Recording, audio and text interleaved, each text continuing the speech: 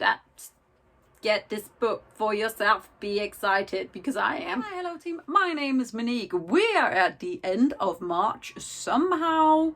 So we're gonna get on the hype train. Let's jump on it. In case you didn't know, this is Bookwitch Reviews. This is what I call the cauldron, and today we are going to talk about some anticipated releases that I have for April. Let's get that hype going. Let's get really excited. We are going to start off with Bonds of Brass by Emily Skrutsky, whom I adore.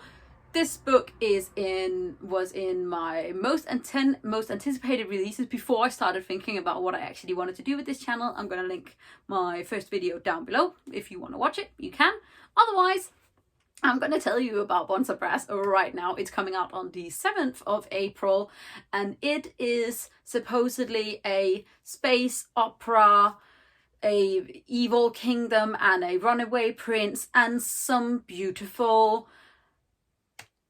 gay boys that I'm just so excited about meeting. Apparently nearly enough about this, but I really think you should click it and pre-order it, because I can't wait to read it, because Emily Skrutsky's The Abyss Surrounds Us is one of my favorite underappreciated books, because I love it so much, and all of the LGBT vibes, and honestly to God, I'm just like, I really should have figured out what this book is actually about, but I love it so much, and I'm like, I haven't even read it yet. That's all. Next up, if you have watched any of my other previous videos, thank you very much, I love you. You may have noticed me talk about this book, or if you follow me on Bookstagram. This is Queen of Coin and Whispers by Helen Cochran, which is coming out on the 23rd of April. I'm going to check that and write it down here. This beautiful little political, it's like, it is fantasy, but there's not any magical elements. It's basically just a made-up country, and then there's just so much political intrigue. We follow Leah, who is a princess inheriting a broken and bankrupt kingdom, and to get herself through this, she ends up hiring Sania, who is set on revenging the murder of her father as her spy master. And oh my God, I am not one for the angsty teen romance, but this is just, if I can have that with political shit and sassy characters, and the best side character who's like the best friend but is never like pushed aside when the romance happens, honest to God, you should please pre-order this book. I'm going to put the final cover right on here, because I'm great with words. My great friend Jack, who I'm going to link down below, you should follow him on Bookstagram, because he is delightful, sent me this because I was just so excited about him reading it and loving it, and I gave it 5 stars, and I finished it the other day, and I'm still not over it, obviously, as you can see. And honestly, if you need anything more, I'm just going to read you the quote that's on the front, and it's literally, "She loved me as I loved her, fierce as a bloodied blade." That's it. Next up, we got a sequel that I'm very excited for, that I traded myself for, and I'm literally like, I meant to read this earlier, and now I just really want to read it before we get to the actual publication date, which is the 7th of April, and it is Sword in the Stars by Amy Rose Capetta and Corey McCarthy. This is the sequel to Once and Future, which is a gender-bent Arthur retelling, and it's funny, and everyone is LGBT and gender fluid, and there's so much love and so much sass, and it's like a beautiful young adult, really funny, really fast-paced book, and I highly recommend that you pick that up and then you pre-order immediately this beautiful thing that I haven't read yet. And I think there may be some time traveling involved in the second book, but you won't know how that happened unless you read the first one. So go get yourself this beautiful book. Also, Amy Rose Capetta and Corey McCarthy are a LGBT couple married. You can follow them on Instagram, and they just got married in a snowstorm, and it's the cutest thing I've ever seen. And next on our list is Elysium Girls by Kate Pentecost. I think it's Pentecost. I'm very confused about how to say that properly. How do you say that properly?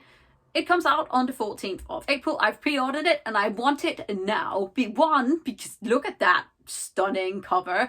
I have heard there may or may not be some LGBT. I'm not entirely sure. But basically what I've gotten, like the gist of what I got from the reading it on Goodreads is that life and death are pitting humanity and the supernatural against each other in a race with metal horses. There is a girl who was meant to lead this coven of witches in this Oklahoma town called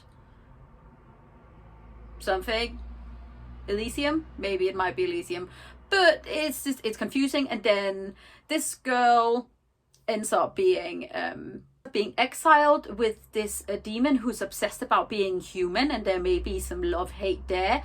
And then basically it's a race against time to save humanity. And I'm just like, I can't. I'm so excited about this book, and I'm just like, this cover is just beautiful magic. Can I do magic? I don't know, something. It's stunning. Please look it up. Put it on your Goodreads to be read. Pre-order it if you have additional money and you want it. Just get on it, and then we can have something to talk about, because that's why I am here. And also, I love this shirt. Do you think I have a lot of sweaters? Because I absolutely fucking do. And am I just more excited about the good weather coming? Yes, but am I also sad about the fact that I have to pack away all my sweaters? No. Last but not least, I am going to talk about Raybearer by Jordan Ifuki. Jordan Ifuki. It's coming out on the 4th of April, and I believe it is an Own Voices, a fantasy, and I'm just very, very excited because stunning cover, African-inspired fantasy. We apparently follow one girl who has been living in isolation her whole life away from her mother, who then ends up sending her to a competition to become the crown prince's bondmate or something along those lines, or become his counsel. And to be on this council, you create a bond between yourself and the crown prince. And this girl has apparently been looking for belonging her whole life. And my good friend Jack has already read this, and he said good things, and I want to read it, and I'm very excited. And just stare at this for a moment. Have we all had our moment? Okay, good. These are the 5 books that I'm super excited for coming out in April. Obviously, there are more. If there are any LGBT new releases, especially fantasy ones, that you think I would enjoy, please link them down below. Let me know in the comment section if there are any of these that you're really excited about. And then hit that subscribe button at the same time so that you don't miss out on anything that I come up with, because I'm slightly cooped up and I will be additionally uploading because I can. Other than that, I hope you're taking care of yourself. Remember to wash your hands, keep your social distancing if you can, stay at home, and then just take care of yourself. Have a deep breath. Let's try and think of positive things, because that is the only way that I keep saying. I love you. I'm proud of you. You're doing great. Get on the train. Let's see you there. Goodbye. And I'm like, if my girlfriend ever decides to do that, that's not a hint, by the way. That's what I want. I want to be married in a snowstorm, even though I fucking hate snow. That's a lie. I don't want that. But it was very cute.